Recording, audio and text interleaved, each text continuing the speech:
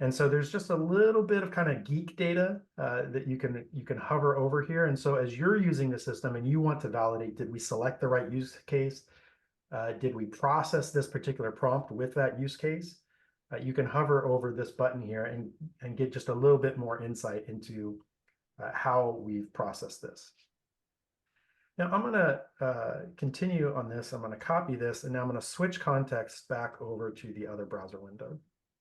And we're going to follow the same path. We're going to go to engineering, and we're going to rewrite in this language, and we're going to hit the submit button, and we are going to paste in the code. And I'm curious to see if we get similar output. You know, it always changes a little bit. And as the Dr. Seuss rhyme prints and the executive summary to the boss prints, there's a little button over here we did not see a moment ago. And as you're banging on the system, trying to find its weaknesses and bug reports and all of those things, the areas of opportunity for us to improve, this button may be very helpful, especially as we start to get into hydrating template variables with the prompts and the transformation and the recipes.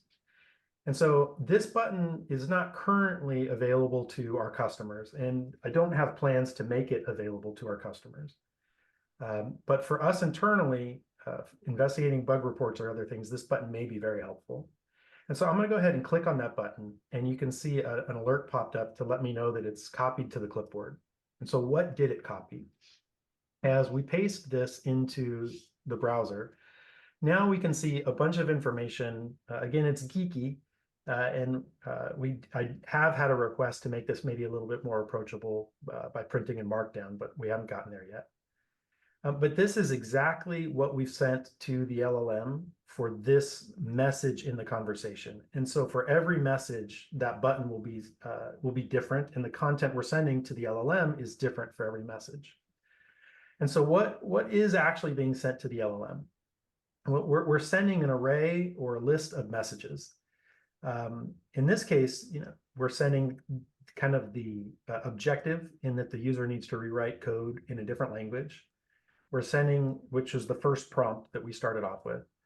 We're then sending the code that I pasted in. And then here, we're also sending that transformation. And so you can see exactly how we transformed that data. So this is the actual prompt that we sent into the user. For example, down here at the bottom, there's this guidance block, which says, please don't repeat the prompt or the transformation or the previous messages. And if the input that the user is providing doesn't seem to align, politely explain the mismatch, provide examples that are suitable in Markdown. And then down here, if you need to offer guidance, you can address me as Aaron Greenlee. And so this is an example of that variable population at work, where my display name has turned into Aaron Greenlee. And so we can see if this works. You never know exactly what you're going to get with the LLMs. But let's go back and try this again and see what happens if I don't paste code. Oops, have to go back to the home page. We're going to work, engineering, software engineering. I need to rewrite code in a different language. I'm going to do this, and I'm going to say, I like pancakes.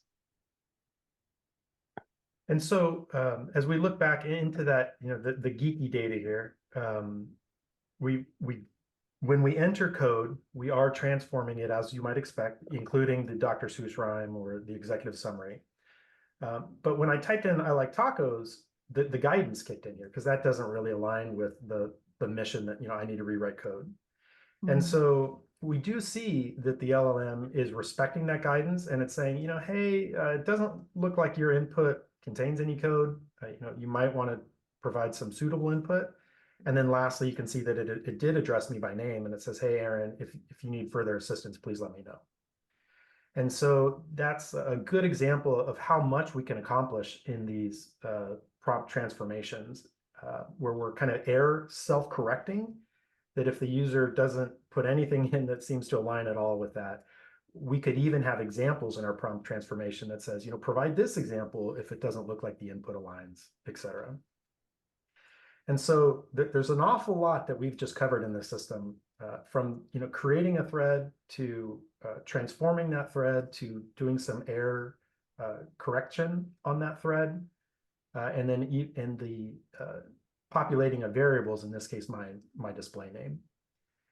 And so the next time that you run through one of these prompt transformations and you're curious, did it do what we did? Is the system sending the wrong prompt? Is it not sending a prompt at all? The first way that I would diagnose that is, again, by hovering my mouse over the button here.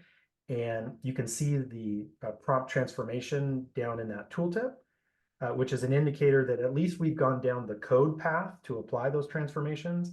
And then if you're a Storytell user, again, you can see the exact prompt that we sent by clicking that button and pasting it in the browser. Now, these files, they're not going to live forever. These files automatically clean themselves up after 7 days. And that way we're not keeping a bunch of debugging data and paying for that, forever on the servers. And so you've only got 7 days. The system is not yet smart enough to hide this button after 7 days. But if you're debugging a message you sent 7 days ago, that's probably unusual.